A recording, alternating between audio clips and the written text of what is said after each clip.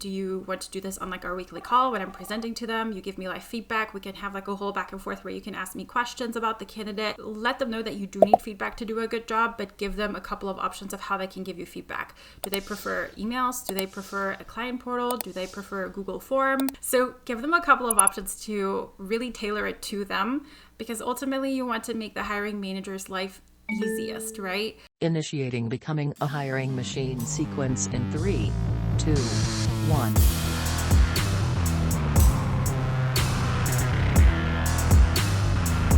Hey everyone, it's Sam Keenley, and welcome to Becoming a Hiring Machine. This is the show dedicated to fixing recruitment by going beyond saying what needs to change and instead teaches you how to make that change. Today, we have a great Tactical Tuesday ahead of us, but before we get into that, I want to tell you a little bit about the show. Essentially, we have shows within the show here. Some days we have interviews with industry thought leaders and others who are shaking up the space. Other days we cover trending topics. Stop by every Tuesday like today and we share a Tactical Tuesday episode where we're going to go deep on how to do something that's going to help you drive better results in your day-to-day. Sometimes we'll even open it up for Q&A. Listeners can drop in questions, so send those to us at podcast@loxo.co. And occasionally you'll hear a mic drop episode from Matt where he shares something that he's been thinking about within the recruiting space and wants you to know. All right, today's Tactical Tuesday. When you think of white glove service, what comes to mind? Is it the hotel concierge opening your car doors you pull up in front of the front door?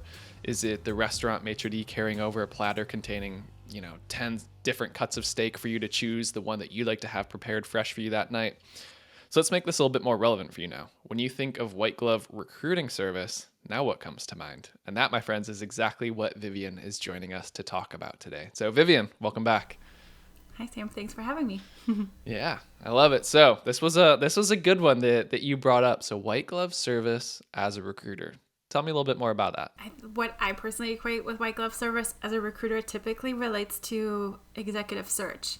Those like beautiful PDF presentations with like amazing graphics, probably kind of created in Canva, well crafted and well written, tailored candidate presentations that are absolutely beautiful and like 20 pages long. Like so much time goes into doing all of this and they're absolutely incredible.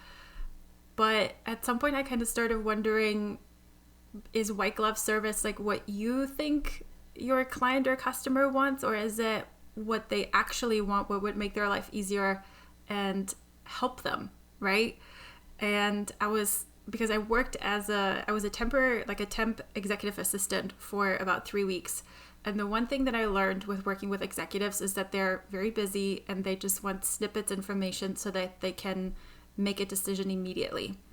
And the way that they wanted to receive that information was always different. And I think that actually relates to the different learning styles. Some prefer to read, some prefer to see it like more visually, others are auditory, so they want to hear it, and others want to be hands-on and things like that. And I think this can also be translated into recruiting and actually like white glove service. So something that essentially everybody can do, like a couple of action steps, would be to have a conversation with hiring managers and ask them, how would you like to receive this candidate? And not just leave it as an open-ended question, but actually giving a couple of examples. Because what happens when you like have an open-ended question of like, if I were to say, Sam, how do you want these candidates delivered to you? A list. I don't know. Exactly. I don't know. Yeah. Because you don't know what your options are, right? But Yep. Most hiring managers have not really worked with a whole lot of recruiters. If they have, there's a standard cookie cutter process where executive search creates a presentation and sends it absolutely beautiful. And then most kind of now lately, there's a client portal, so you can send a link and they will see the portal in your internal ATS and they can give feedback there, which is also really cool. But so far it has always been, you send an email, you write up a quick presentation of like, hey, these are the bullet points why I think this person is great. Here's their resume. Let me know what you think. But that only applies to the people that prefer to read about these candidates. Or if it's a visual like presentation for executive search, that would be for like the more visual learners. But even within the visual learners, there is a subset of ones that prefer to see graphics and pictures and others that prefer to have like audio with it and would prefer like a video format and things like that. And so something that would be really helpful, I think, for hiring managers when you're giving them that question to say, hey, this is what a couple of other customers or clients have really liked. These are the options that we have. I can send you an email with just a resume and a couple of highlights, or we can set up a weekly call where I share all the new candidates that I have found. I can walk you through them and share all the information about them, why I think they match what you're looking for, or I can send you a beautifully crafted presentation, or I could just give you a call and let you know these are the 3 candidates and give you a sentence each, whatever works best for you. What do you think? And based on that, kind of listen out, because this tells you how they process information and what works best for them. Because essentially you're trying to teach the hiring managers about the candidates. So they need an easy way to process and digest that information. And so when you give them these options that address or kind of touch on the different learning styles, you're actually maximizing your success rate as a recruiter, that the information gets delivered. Because something that happens quite often is that recruiters say, I don't understand why this hiring manager passed on this candidate. And it just might be that it was the wrong delivery that doesn't match their learning style. Because essentially when they're receiving a candidate, they need to study the candidate and the resume to then process it and determine, does this candidate fit for this particular role into this particular team? And when you take their learning style and their preference into consideration, you're actually maximizing your chances as a recruiter for a successful submittal that leads to an interview, as well as your candidates, which is obviously something that we want to do. And the flip side of that is also figuring out what is their preferred feedback method. And so you can probably derive a hint based on how they want to process the information, how do they want to receive it. They will have one particular style of conveying information as well. And this is where you also want to figure out, okay, do you want to do this on like our weekly call when I'm presenting to them? You give me live feedback. We can have like a whole back and forth where you can ask me questions about the candidate. Maybe I've missed something.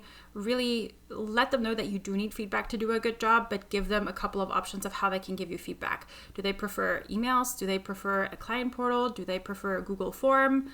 Or do they want to do this on a weekly kind of check-in call? So give them a couple of options. Don't leave the question open-ended, because like we saw, I don't know what the options are, just send it to me, you know? So give them a couple of options to really tailor it to them, because ultimately you want to make the hiring manager's life easiest, right? And so white glove service is whatever works best for your client and makes their life easier. And part of that is the delivery method and the communication method that you have with them.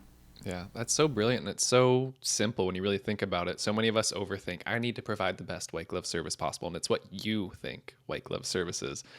True white glove service is you provide an array of options for the recipient, and then they get to self-select the one that works best for them. So that's what really becomes win-win. And like you said, you know, your communication becomes way easier with them. They feel heard, recognized, and the feedback loop just becomes that much quicker and easier. And they really feel like, oh, they get it. They can work with me really well. Like I've never had an experience like this with a recruiter before. So it's a simple thing. It's so simple, like you say, but yeah, I think it's more just how we can do it. So you got a little bit into some actionable steps with how to do that. And right before we jumped on, you also said that there was a little book that you picked up that you learned a little bit about this. So I know a lot of people like myself are big readers. So what was that book, just for anyone who wants a book recommendation there? It is Managing Oneself by Peter Drucker. It's a super short book, but it walks you through the different learning styles as well as just how to manage your own time and things like that. And something really valuable that I gathered from that is how I work. And then after I read that, I started noticing how other people work and process things. And this is where I started tailoring how I interact with people to meet them halfway and match how they best receive. Because ultimately, when you can meet someone halfway, that makes really solid relationships. It makes them feel seen and heard, like you said. And this is what then makes a smooth partnership and relationship. And that's ultimately what the point of being a recruiter and working with different hiring managers, that's kind of what it comes down to. It extends to candidates as well, but you're mainly working for the hiring manager. And if you can really tailor it and make their life super, super easy, they will always go above and beyond to actually give you timely feedback because they enjoy working with you, because you're meeting them in a place where it's convenient for them. And the easier you make it to work with you, the more people you will have wanting to work with you. Nobody wants to work with like a super difficult teammate that always does things in a weird way or writes emails where you're like, what is this person saying? And the best way to ensure smooth communication is to figure out how do people best process things. And so some people prefer to do things in person, others on a video call, others just an email. Figure out how each of your hiring managers works, and your relationship with them will change completely. That's number one. And number two, it will incentivize them to give you feedback that you need. And that's ultimately something that you want.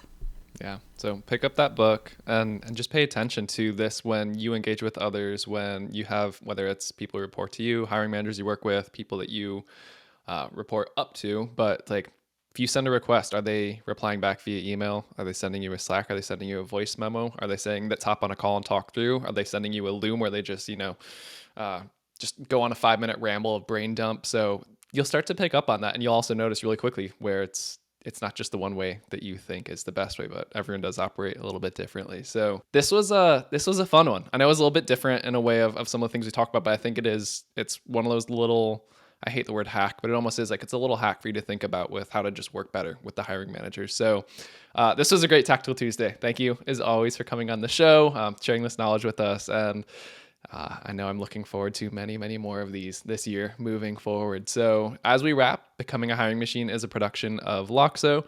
You can find show notes in the description of your favorite podcast streaming platform, as well as on our website, loxo.co/podcast. Full video episodes are available on YouTube as well as on our website. If you have a question, drop it over to us, podcast@loxo.co. So all right, everyone, that is the show. That's another Tactical Tuesday with Vivien. Until next time. Bye, everyone.